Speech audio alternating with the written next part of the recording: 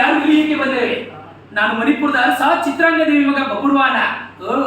ಮಣಿಪುರದ ಸಹ ಚಿತ್ರಾಂಗದೇವಿ ಮಗ ಬಬ್ರುವಾನನು ಇಲ್ಲಿ ಏಕೆ ಬಂದಿವೆ? ಮೊನ್ನೆ ತುಂಬಿದ ಸಭೆಯಲ್ಲಿ ಬಾಯಿಗೆ ಮಾತನಾಡಿ ಪಾಂಡವರ ಅಪಕೀರ್ತಿ ಮಾಡಿರಲ್ಲ, ಕ್ಷಮೆ ಕೇಳಲು ಬಂದಿರುವೆಯಾ? ಕ್ಷಮೆ ಕೇಳಲು ಬಂದಿಲ್ಲ, ತಂದೆಯವರ ಪಾದಕ್ಕೆ ಬಿದ್ದು ಆಶೀರ್ವಾದ ಪಡೆಯಲು ಬಂದಿದ್ದೇನೆ. ತಂದೆ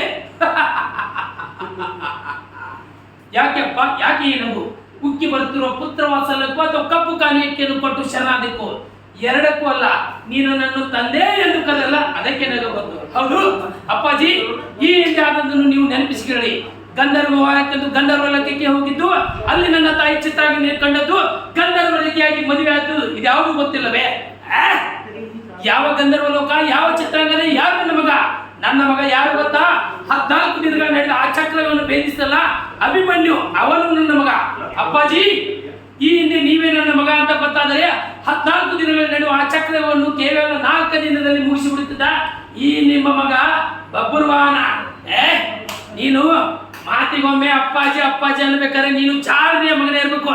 ಅರ್ಜುನ, ನಿನ್ನ ರಕ್ಷಣೆಗಾಗಿ ತ್ರಿನೇತ್ರ ಇರುವಂತಹ ಪರಶಿವನೇ ಬರಲಿ, ನಿನ್ನ ರುಂಡವನ್ನು ಚಂಡವ ರಕ್ತದ ಕಾವಲಿ ಹಾಕಲಿಲ್ಲ ನಿಮ್ಮ ಮಗ ಬಬ್ರುವಾನೇ ಅಲ್ಲ.